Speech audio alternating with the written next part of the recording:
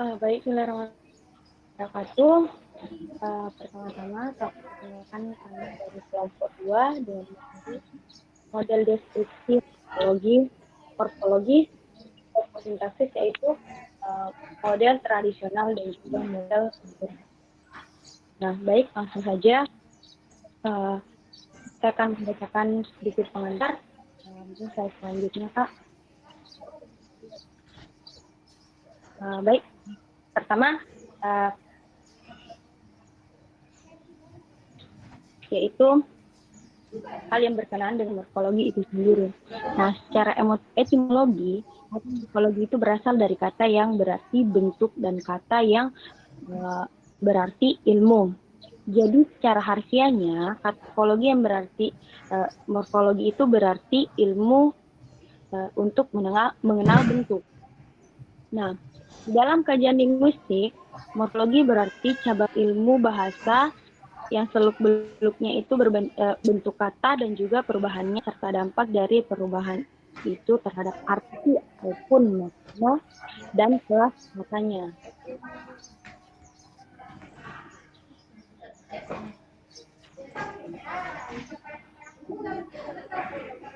Selanjutnya, Kak. Nah, selanjutnya pada model tradisional ini, boleh kan saya selanjutnya.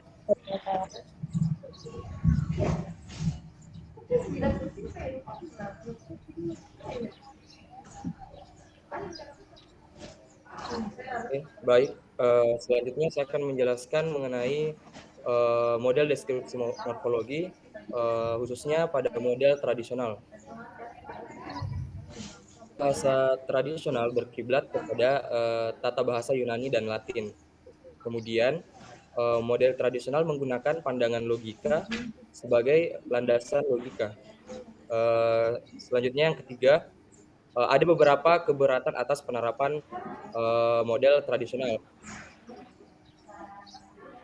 Keberatan atas teori tradisional itu ialah yang pertama, struktur bahasa tidak semua sama. Itu sebabnya tidak semua teori tata bahasa Yunani dan Latin dapat diterapkan begitu saja pada bahasa yang lain. Kemudian keberatan yang kedua, ada teori tradisional banyak didasarkan kepada logika dan pada pemikiran filsafat. Selanjutnya. Nah, kemudian analisis tradisional dapat dirangkum sebagai berikut. Yang pertama, menafsirkan kalimat berdasarkan arti dan tujuan komunikasi si pembicara. Yang kedua, pembagian jenis kata didasarkan pada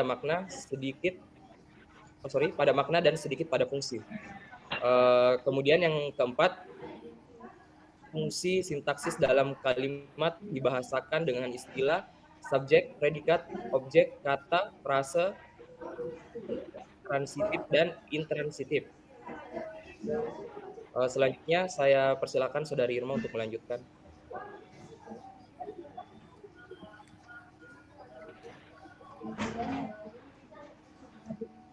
Oke, terima kasih atas kesempatannya.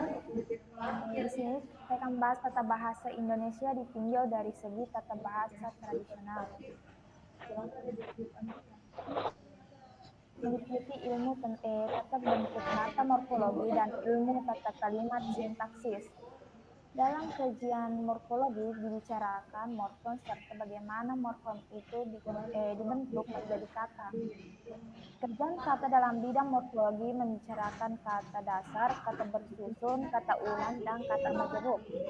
Dalam kajian sintaksis dibicarakan hubungan kata, frasa, klausa sehingga membentuk suatu kalimat. Kalimat definisikan sebagai suatu kumpulan kata terkecil yang mengandung pikiran yang lengkap. Itu dari saya persilahkan kepada Saudara Irma Rahmayani untuk melanjutkan. Baik, terima kasih atas kesempatan yang telah diberikan. Pada kesempatan kali ini saya akan menjelaskan mengenai pembagian kalimat bahasa Indonesia menurut tata bahasa tradisional.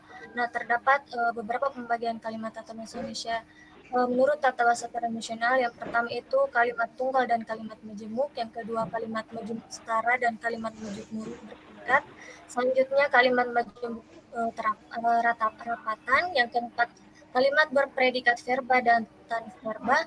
Yang kelima, kalimat berdasarkan isi, yaitu berita, tanya, perintah, dan seru. Dan yang terakhir, kalimat berdasarkan relasi klausa.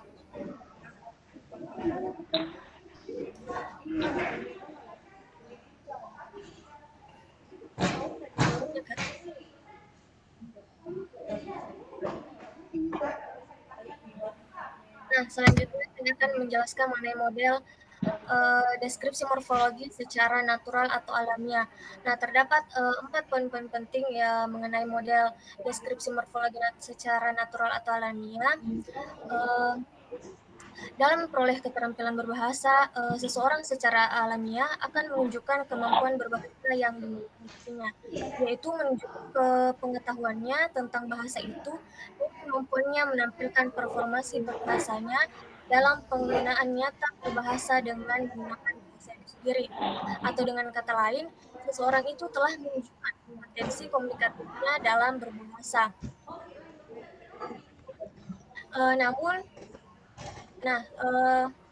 Namun dalam kompetensi komunikatif ini tidak hanya mengacu pada pengetahuan dan keterampilan saja dalam menggunakan bahasa saat berinteraksi dalam komunikasi yang sebenarnya.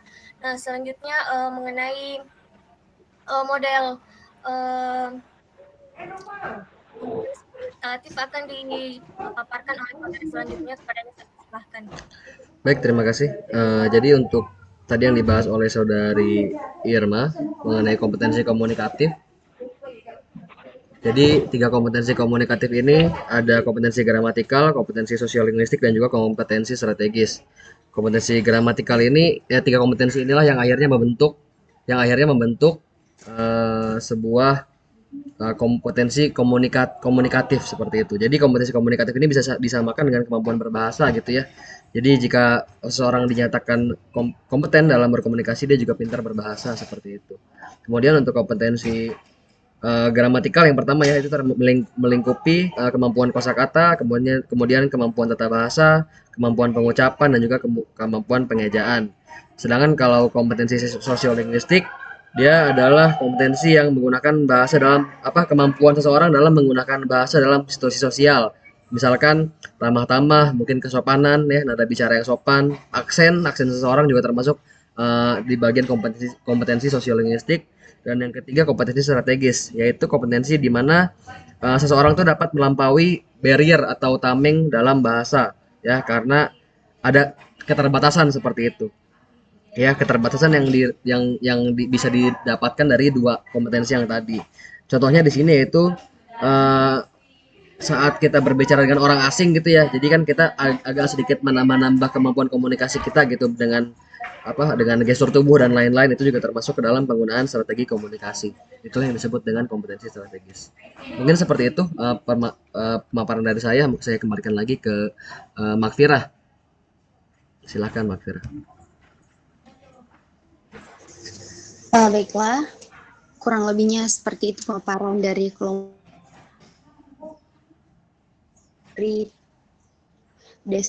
model deskripsi morfologi yang mencakup model tradisional dengan model natural ataupun alamiah. Nah, sedikit kesimpulan yang dapat kita ambil bahwasanya dalam kajian linguistik itu morfologi yang bisa kita sebutkan sebagai bahasa sebagai salah satu cabang ilmu bahasa yang sebelumnya merupakan pembentukan kata dan perubahannya. Nah, di mana di dalamnya ada teori model deskripsi tradisional, ada model deskripsi natural ataupun alamiah, dan juga masih banyak beberapa yang lainnya. Nah, mungkin itu yang dapat disampaikan dari kelompok kami. Kurang dan lebih kami mengharapkan.